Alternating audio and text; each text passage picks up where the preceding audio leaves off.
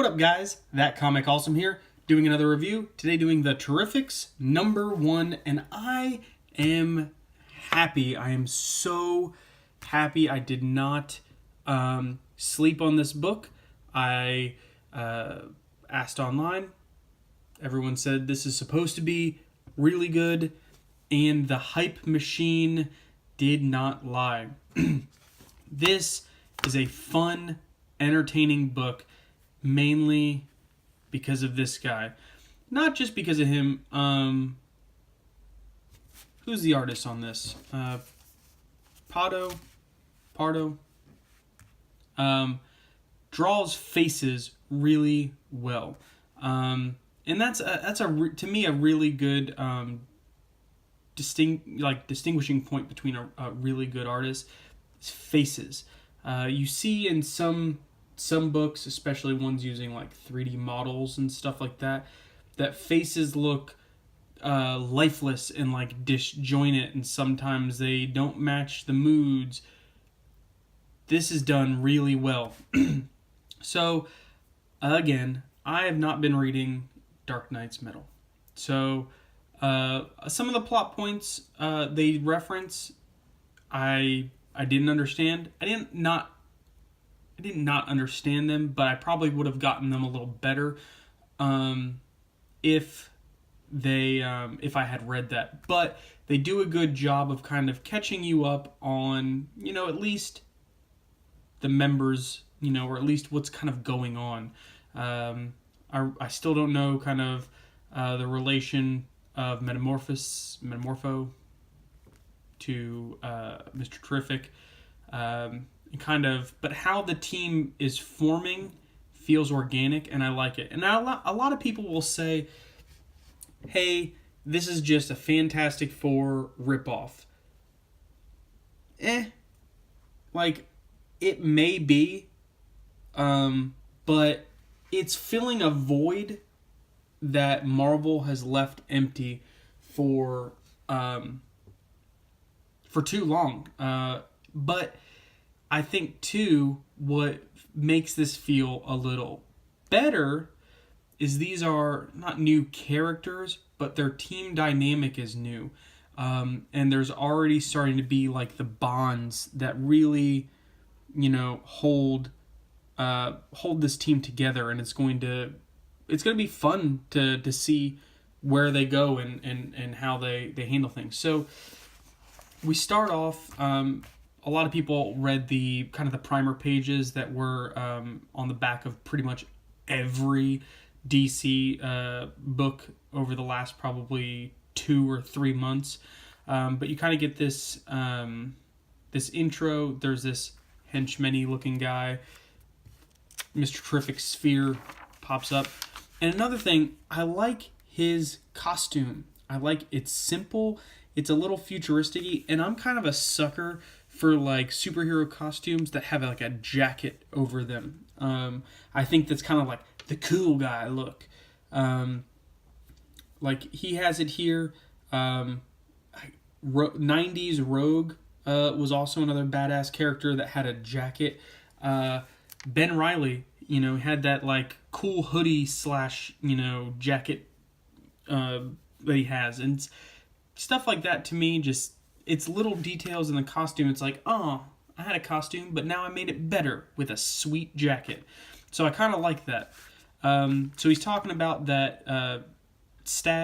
Stagg, who I guess is kind of a rival genius / engineer, has not stolen but acquired a lot of his Mr. Terrific's intellectual properties while he was off in the dark multiverse, or investigating the dark multiverse. And there's mention of that here where, the henchman's like, these were acquired, these assets were acquired legally. It's not our fault. You were off on some multiverse crusade. It says. So I would, again, I'm beating myself up for not reading Dark Knight's Metal. I'm going to go back. I promise I'm going to go back, and I'll do a series overview on it. But kind of skipping some stuff, but Stagg has with one of Mr. Terrific's inventions, opened up a portal to the dark dimension using Metamorpho to kind of channel the nth metal to open that open the portal. And so, and this is what's cool. You got the art, and Mr. Trivia's like, well, I think it's time we bring him in. And it's this egg. And by the way, I love the detail, even on something as simple as the egg, how it's shiny, and you got the light coming off of it. The shading looks really cool. And Mr. Terrific looks badass. And another thing that I really like about him is he's smart, but he doesn't come off as arrogant, kind of the way that Reed Richards often did. He just seems like a normal guy who knows some stuff.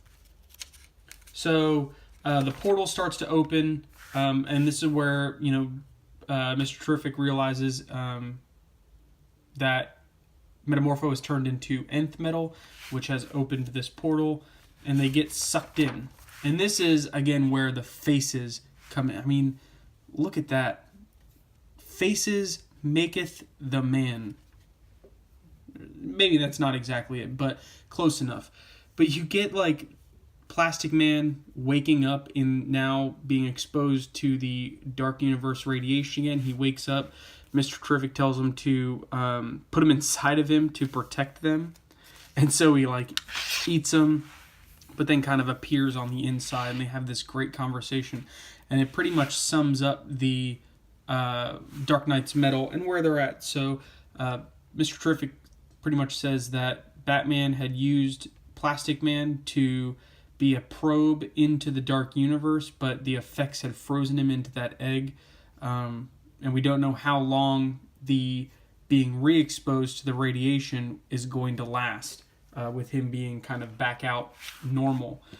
And so he says, I remember Bats talking about stuff about the dark multiverse stuff.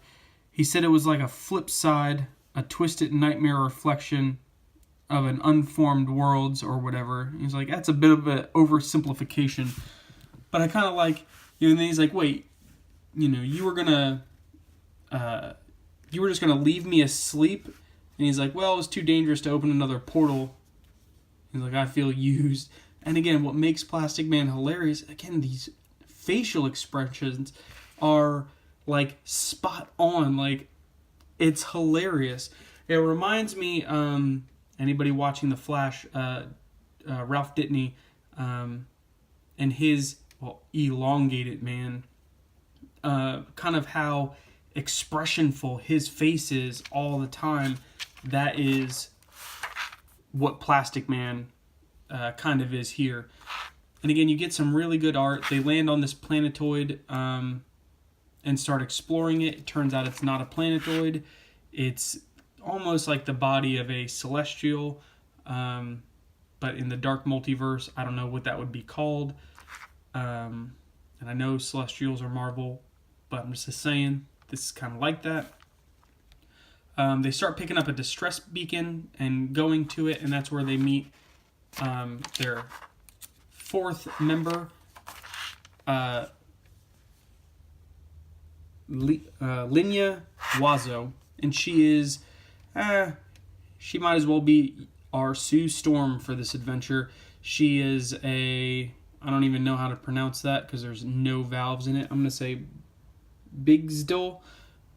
And they have an intangible form and a tangible form. And so she's kind of like translucent because ever since she was here, she's been stuck in her intangible form. And so they decide that, you know, they're going to help her out. But the distress beacon didn't come from her. It came from somewhere else.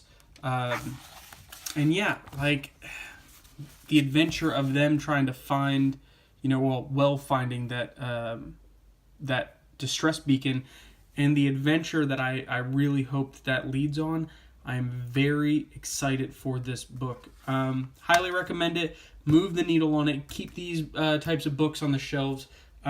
Sub over here. Watch some more videos. Hit me up in the comments. Let me know what you guys think, and I'll see you next time.